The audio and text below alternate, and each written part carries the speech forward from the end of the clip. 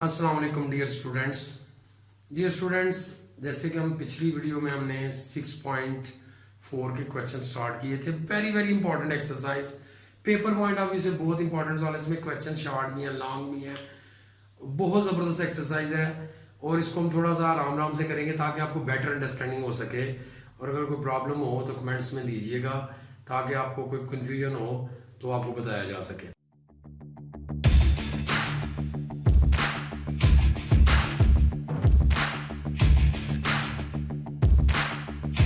देखिए जी, आज हम करने जा रहे हैं question number 3 and 4। First of all तो क्वेश्चन नंबर 3 क्या है, how many terms of the series. अब उसने यहां पे n पूछा है। क्वेश्चन क्या है जी, first part -7 -5 -3 so on amount to 65। तो a1 क्या है, -7 है। अब डिफरेंस क्या होता है, second value minus first, minus minus plus हो जाएगा, b2 हो जाएगा। सो ऑन ये सम, जब सम होगा तो लास्ट वैल्यू क्या हो जाएगी आपकी 65 SN हो जाएगा। और फाइंड क्या करना है आपने, n फाइंड करना है। तो बच्चों ये formula n/2 2a n - 1d। तो देखो जी 65 SN की वैल्यू आपके पास गिवन है, n आपने फाइंड करना है जी। यहां पे भी n आपने फाइंड करना है। तो देखो बच्चों इसमें से 2 कॉमन आ जाएगा, यह आ गया -7 n - 1 और ये कैंसिल हो गया जी, n -8। अब इसके करने के दोनों तरीके ठीक हैं कि अगर चाहो तो आप इसे मल्टीप्लाई करके आप क्वाड्रेटिक फार्मूला लगा लो या फैक्टर बना लो, ये यहां से भी हो सकता था, लेकिन आप इसको बेहतर है आप इसको फैक्टराइजेशन कर लें जी। आप ये इसको इस तरफ ले जाओगे तो माइनस हो जाएगा, n² 13 + 5 -65। अब जी n common, n - 13, 5 common, n - 13, n - 13 0, n + 5 0, n आ गया आपका 13 और n - 5। अब ये जो n है ये बेटा नॉट पॉसिबल है। उसकी रीजन ये है कि हमने चार्ट में पढ़ा था कि यहाँ n belong to natural number नहीं है। तो आपका जो आंसर आएगा वो आंसर आएगा n = 13, क्योंकि ये नेगेटिव है, नेचुरल नंबर को बिलोंग नहीं करता। तो बेटा ये सवाल हो गया, second part same to same ऐसे है। अब जरा क्वेश्चन नंबर 4 की तरफ आए जी, सम ऑफ द सीरीज। अब सम ऑफ द सीरीज फाइंड करनी है। 3 वैल्यू है, 2 पॉजिटिव है 1 नेगेटिव है, 2 positive 1 negative, 2 positive 1 negative, so on up to 3n term. अब बच्चे ये सीरीज तो तब फाइंड होगी कि जब ये प्रोग्रेशन सेटिस्फाइड करेगा। तो यहां तो प्रोग्रेशन सेटिस्फाइड नहीं करता। क्यों नहीं करता, क्योंकि डिफरेंस सेम नहीं है। देखो 5 में से 3 निकालोगे तो 2 आएगा, -7 - 5 करोगे तो -12 आएगा। तो जब तक डिफरेंस सेम ना हो क्वेश्चन सॉल्व नहीं हो सकता। तो सबसे पहले हम क्या करेंगे, हम इसमें से 3 वैल्यू लेते हैं, 2 पॉजिटिव और 1 नेगेटिव, 2 पॉजिटिव और 1 नेगेटिव। 8 में से 7 माइनस करेंगे तो 1। अब इसी तरह बच्चों इसमें से करेंगे तो ये 7 आएगा। इसी तरह इसको करो, 32 में से 90 13 अप टू, चूंकि 3 वैल्यू ली है तो ये 3n की जगह फिर आप क्या लिखेंगे, अप टू n टर्म लिखेंगे, क्योंकि 3 टर्मों पे आपने एक टर्म बना लिया है। तो आप बच्चों अब इसमें सिंपल क्वेश्चन, a1 1 है, कॉमन डिफरेंस आपका 6 का है और n = n। तो सिंपल फार्मूला लगना है n/2 2a n - 1d। तो ये आ गया जी आपका n/2 2a n - 1d, ये जी। तो ये जी आपका आ जाएगा आंसर। 2 कॉमन ले लो तो ये बच्चों आ गया आपका 3, ये कैंसिल हो गया जी, n। अब ये रकम क्या बन रही है जी, 1 3n - 3। तो ये बच्चों आपका आ गया 3n - 2। तो ये जी आपका आंसर आ गया जी। ये आपका क्वेश्चन सॉल्व हो गया 4। अब बेटे हम नेक्स्ट क्वेश्चन की तरफ चलते हैं, क्वेश्चन नंबर 5 और फिर उसके बाद 6, इस तरह अगले क्वेश्चन करते हैं। देखिए जी next question, question number 5, find the sum of the 20 of the series whose nth term. आपने इसमें 20 टर्म फाइंड करनी है और इसकी आर्थ टर्म दी हुई है।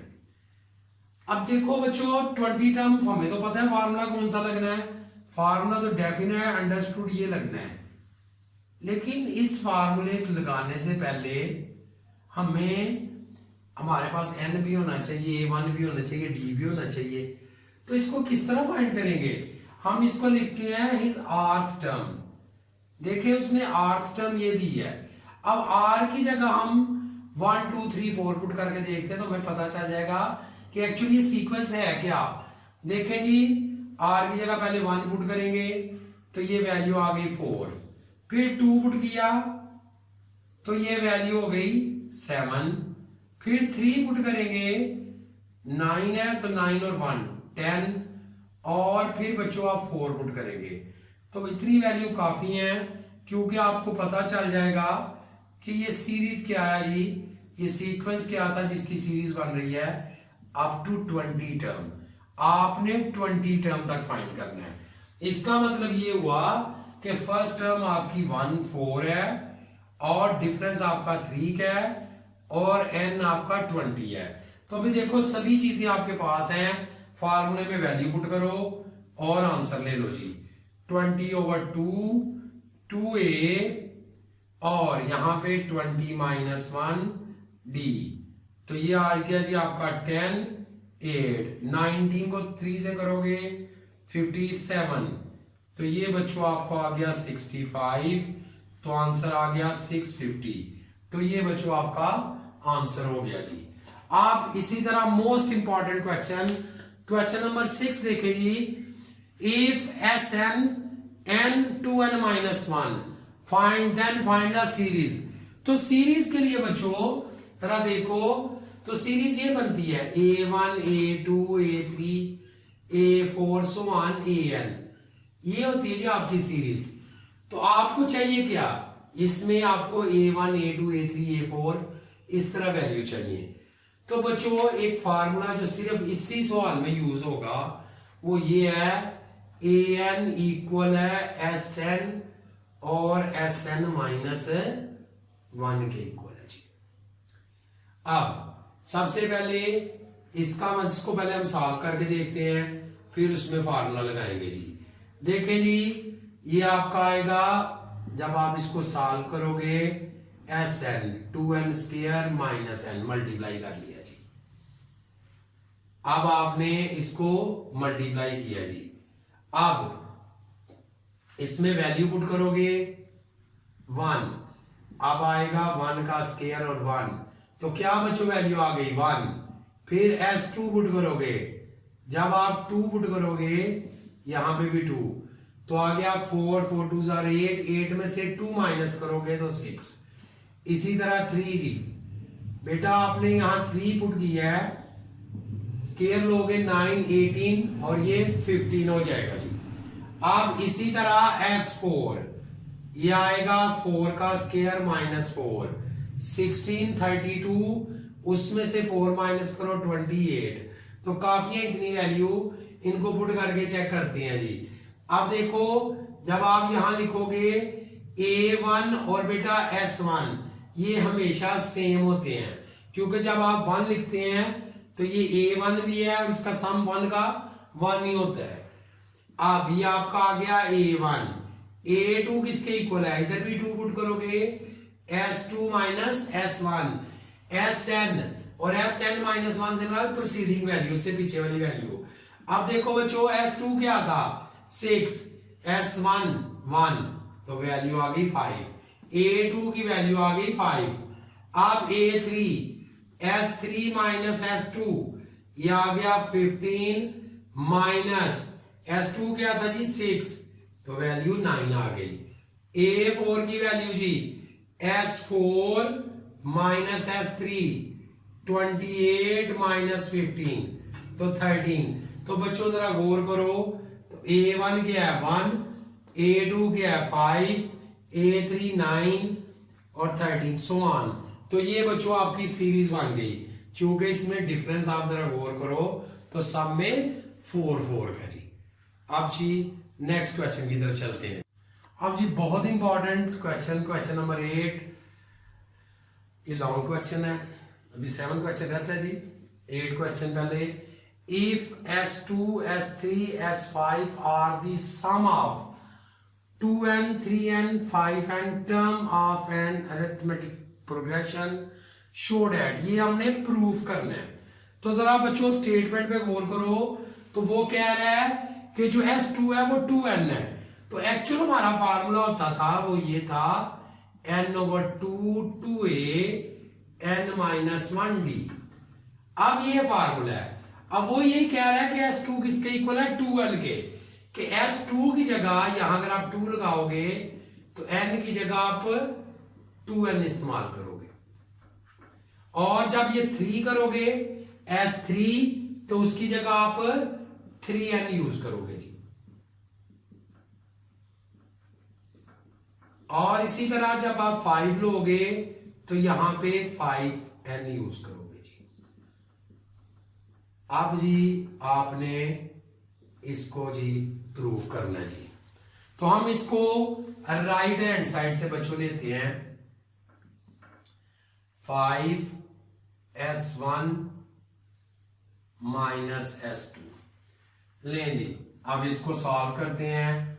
5 यहां पे S1 की वैल्यू क्या थी, सॉरी इसमें S3 है जी, S3 माइनस S2 जी, S3 माइनस S2।